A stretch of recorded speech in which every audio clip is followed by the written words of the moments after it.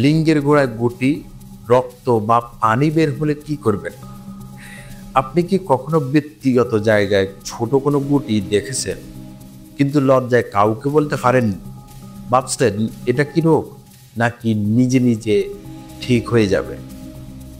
আজকের ভিডিওতে আমরা জানবো কেন এমন গুটি দেখা দিতে পারে, কখন এটা সাধারণ, কখন এটা বিপদের সংকট, আর সবচেয়ে গুরুত্বপূর্ণ কি করতে হবে আর কি কখনো করা যাবে না।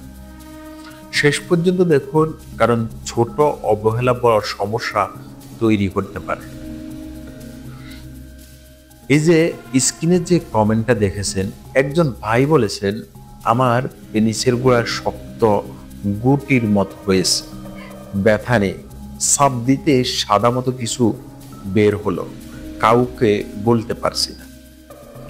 বন্ধুরা, এটা শুধু তার সমস্যা নয়, এমন লজ্জাজনক কিছু কিন্তু গুরুত্বপূর্ণ বিষয় হাজারো মানুষ মুখে বলতে পারে না, আর ভুল যত্নের কারণে সমস্যা বড় হয়ে যায়।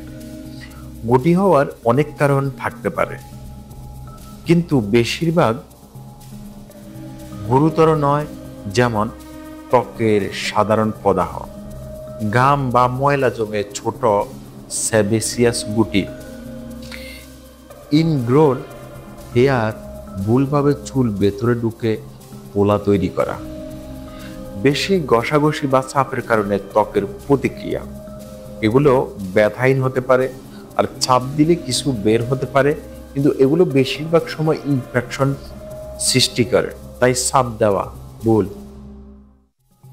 এখন আসি বিপদের সংকেত। কখন গুটি দেখা দেওয়া সরাসরি সতর্কবার্তা।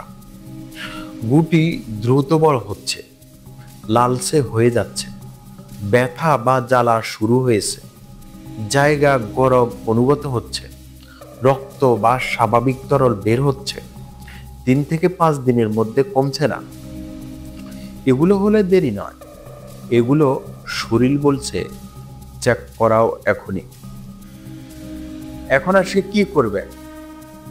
প্রথমত কাজ হলো পরিষ্কার পরিচ্ছন্নতা, প্রতিদিন হালকা গরম পানিতে জায়গা পরিষ্কার করুন, কোনো সাবান দিয়ে ঘষাঘষি করবেন না।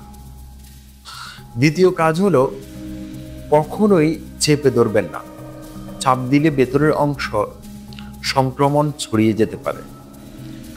তৃতীয়ত কাজ হলো 1 থেকে 2 দিন পর্যবেক্ষণ করুন, ব্যথা না থাকলে সাধারণ ছোট গুটি কয়েক দিনের মধ্যে কমে আসে।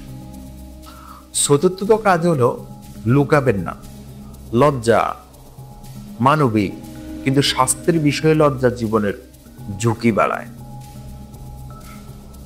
5 নাম্বার হলো যদি না কমে, ডাক্তারই একমাত্র সঠিক জায়গা, চোখে না দেখে কোনো ডাক্তারে নিশ্চিতভাবে কিছু বলতে পারে না, তাই সঠিক পরীক্ষা নিরীক্ষায় নিরাপদ।